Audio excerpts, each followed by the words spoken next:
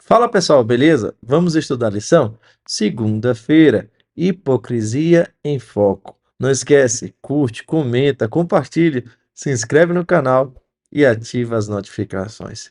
Você já conheceu alguém hipócrita que fala uma coisa e vive outra? Já conheceu alguém assim? Muitos dos fariseus, eles eram assim. E quando a gente analisa e compara a vida dos líderes religiosos com Jesus, o Messias, a gente percebe uma grande contradição.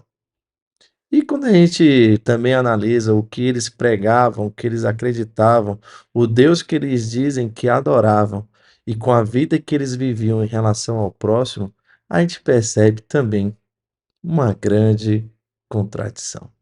Sabe, a lição de hoje começa aqui mostrando como era a vida de Jesus, o cuidado de Jesus para com as pessoas.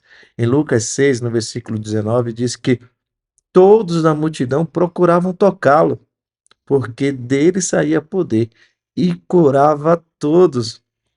Olha só, Jesus andava e as pessoas seguiam Jesus, queriam apenas tocar em Jesus, porque de fato, aqueles que tinham fé, quando tocavam em Jesus, saíam curados, recebiam poder, eram transformados, recebiam o milagre do Senhor. Sabe?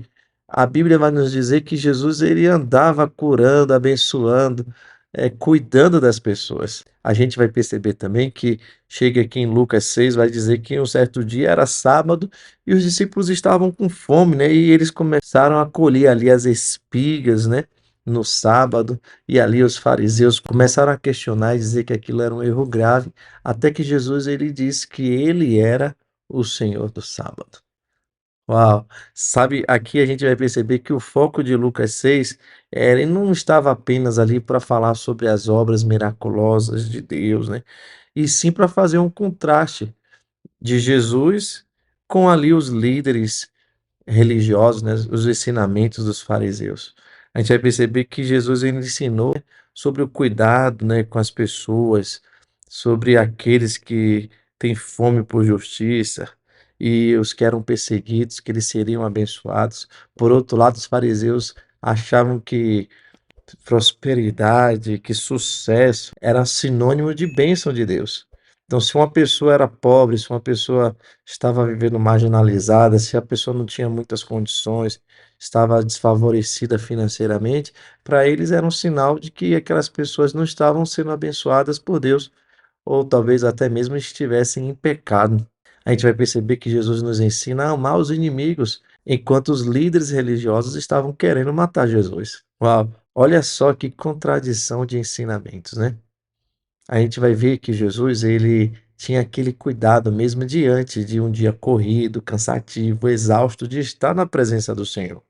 Em Lucas 6,12, diz que naqueles dias ele se retirou para o monte a fim de orar e passou a noite orando a Deus. Imagina, Jesus se retira, vai para o monte, um lugar isolado, e ele passa a noite toda orando, conversando com o Pai. Veja, Jesus ele sabia da importância de estar na presença do Senhor.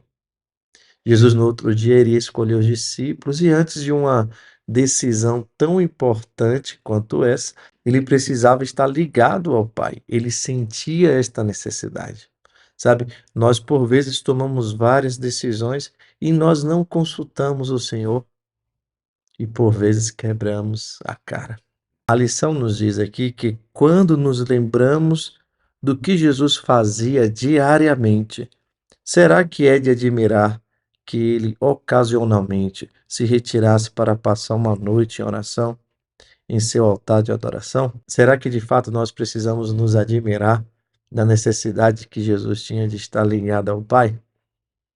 Sabe, a sua vida era para abençoar, a sua vida estava em missão, e ele sabia que de fato, para cumprir a missão, para ser uma bênção, ele precisava estar ligado a Deus. Assim como nós precisamos estar ligados a Deus para cumprir a nossa missão. Assim como nós precisamos estar ligados a Deus para ser uma bênção. Senão, nós podemos nos tornar hipócritas, mais amantes dos mandamentos do que de fato da lei de Deus, que é o amor. Deus abençoe você e te dê sabedoria. Até amanhã.